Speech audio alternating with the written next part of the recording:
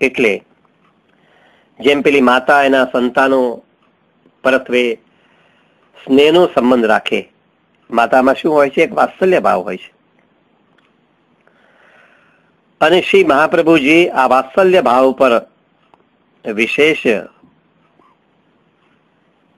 ભાર મૂકે છે. પતિ અને પત્ની વચ્ચે પણ સ્નેહનો સંબંધ હોય, પણ એમાં માધુર્ય ભાવ હોય. પણ શ્રી મહાપ્રભુજીની દ્રષ્ટિએ સેવા માટે ઉત્તમ શું છે? તો વાત્સલ્ય ભાવ છે. અલબત્ત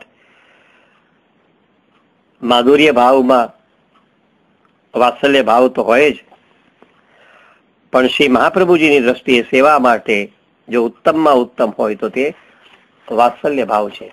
અને એટલા જ માટે આપણે પુષ્ટિ માર્ગમાં બાળ સ્વરૂપની સેવા કરવાનો આગ્રહ રાખીએ છીએ.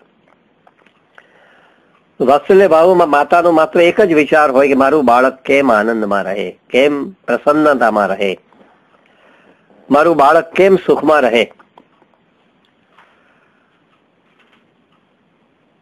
એનો માત્ર એક જ ભાવ મનમાં હંમેશા હોય છે કે મારું બાળક ક્યારેય પણ દુઃખી ન થાય. એટલે તો માતા ક્યારેય પણ બાળકની સામે રડતી નથી. માતા તો હંમેશા બાળકને આપીને જ રાજી રાજી થાય. બાળકની પાસે કશું માગે પણ નહીં. ત્યારે શ્રી મહાપ્રભુજી આપણને કહે છે કે જેમ માતાનો જે પ્રકારનો ભાવ હોય એવો જ ભાવ આપણે આપણા પ્રભુમાં પણ કેળવીએ. નિષ્કામ ભાવ, નિર્દોષ ભાવ. એટલે શ્રી મહાપ્રભુજી આપણને શ્રી ઠાકોરજીની વાત્સલ્ય ભાવથી સેવા કરવાની આજ્ઞા કરે છે. એટલે જ પુષ્ટિ માર્ગમાં બાળ ભાવથી આપણે સેવા કરીએ છીએ. એક બીજી રીતે પણ આનો વિચાર કરી શકાય કે કૃષ્ણ એટલે શું? કૃષ એટલે સર્વ સામર્થ્ય અને અણ એટલે આનંદ. જે પરમ તત્વ બ્રહ્માંડમાં સૌથી વધારે સામર્થ્યવાન છે, અણ એટલે આનંદ, જેમનામાં પૂર્ણ આનંદ રહેલો છે, એવું પરમ તત્વ કયું? તો એવું પરમ તત્વ એટલે શ્રી કૃષ્ણ. અને એટલા માટે જો શરણું લેવાનું હોય, આશ્રય જો કોઈનો કરવાનો હોય, તો પછી સર્વશક્તિમાનનું સામર્થ્યવાનનું શરણું જ શા માટે ન લઈએ? એવું પરમ તત્વ એટલે શ્રી કૃષ્ણ. અને એટલા જ માટે નવરત્ન ગ્રંથમાં પણ શ્રી મહાપ્રભુજી આપણને કહે છે, તસ્માત સર્વાત્મના નિત્યમ શ્રી કૃષ્ણ શરણમ મમ વદદ વિરેવ સતતમ સ્થેય વિમિત્યેવ મે મતિઃ.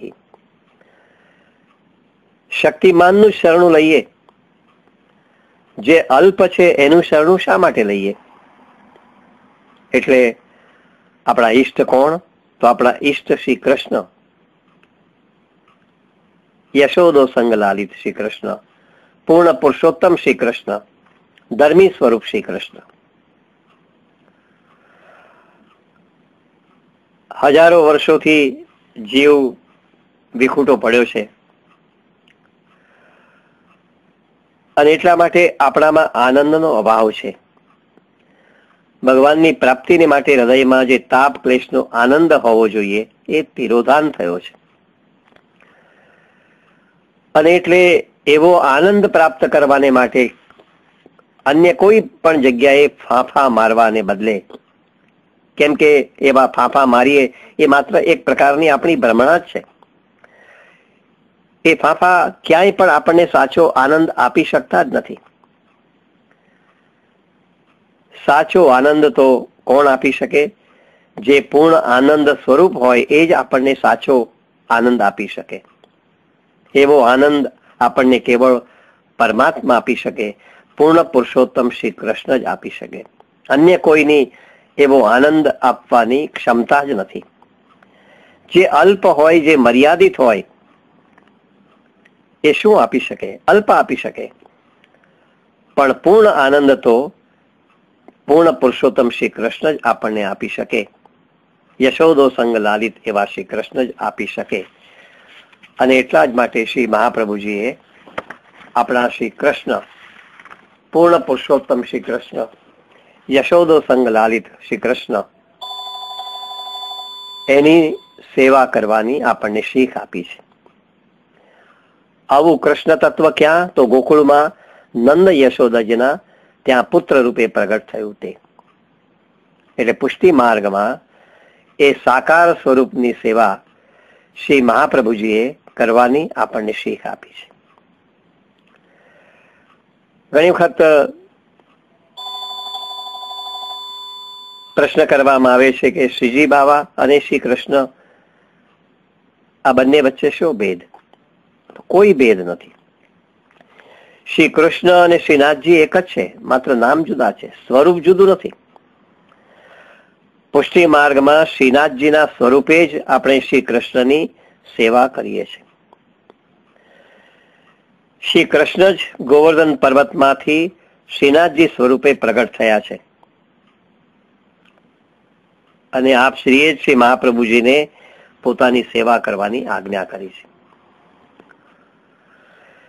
શ્રી મહાપ્રભુજીએ ધર્મી સ્વરૂપ જે ગોકુળમાં પ્રગટ થયું એ જ કૃષ્ણની સેવા કરવા માટે કહ્યું છે.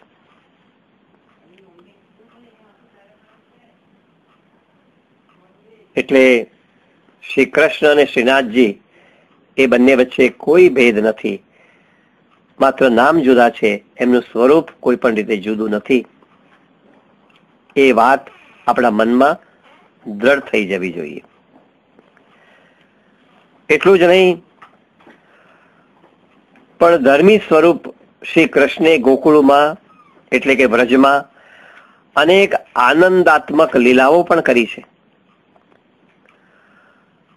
અને એવા લીલા સ્વરૂપોની સેવા પણ આપણે ત્યાં પુષ્ટિ માર્ગમાં થાય છે. શ્રીનાથજીની તો સેવા કરીએ છીએ જ, પણ આવા લીલા સ્વરૂપોની સેવા પણ આપણે પુષ્ટિ માર્ગમાં કરીએ છીએ. જેમ કે બાલકૃષ્ણજી, જેમણે નંદાલયમાં બાલકૃષ્ણ લીલા કરી. શ્રી વિઠ્ઠલનાથજી, જેમણે રાસમાં વેણુનાદ સાંભળીને જે ગોપીજનો આવ્યા એમની સાથે સંવાદ કર્યો છે. શ્રી નવનીત પ્રિયજી, જેમણે નંદાલયમાં બાળ લીલા કરી છે. શ્રી મદન મોહનજી, જેમને ગોપીજનો સાથે રાસલીલા કરી છે. શ્રી ગોકુળ ચંદ્રમાજી, જેમને વેણુનાદ કરીને ગોપીજનોને બોલાવ્યા છે. શ્રી ગોકુળનાથજી, જેમને ગિરરાજ ધારણ કર્યો છે. આવા બધા સ્વરૂપોની પણ આપણે પુષ્ટિ માર્ગમાં સેવા કરીએ છીએ. એટલે અહીંયા કોઈ દ્વિધાને સ્થાન ન હોઈ શકે. આ લીલા સ્વરૂપો એ પણ શ્રી કૃષ્ણના જ સ્વરૂપો છે. શ્રીનાથજી એ પણ શ્રી કૃષ્ણનું જ સ્વરૂપ છે. સારસ્વત કલ્પમાં ગોકુળમાં શ્રી નંદ યશોદાજીના પુત્ર તરીકે પ્રગટ થયેલા ભગવાન શ્રી કૃષ્ણ જ ગોવર્ધનનાથજી સ્વરૂપે પ્રગટ થયા છે. વ્રજમાં મથુરાથી લગભગ 16-17 માઇલ દૂર આન્યોર ગામ પાસે આવેલ શ્રી ગોવર્ધન પર્વતમાંથી એક વ્રજવાસીને એમની ઉર્ધ્વ ભુજાના પ્રથમ દર્શન થયા છે. અને સંવત 1535 ચૈત્ર વદ 11 ના રોજ ચંપારણમાં શ્રી મહાપ્રભુજીનું જયારે પ્રાગટ્ય થયું તે જ સમયે શ્રી ગોવર્ધનનાથજીનું પણ મુખારવિંદ પ્રગટ થયું છે.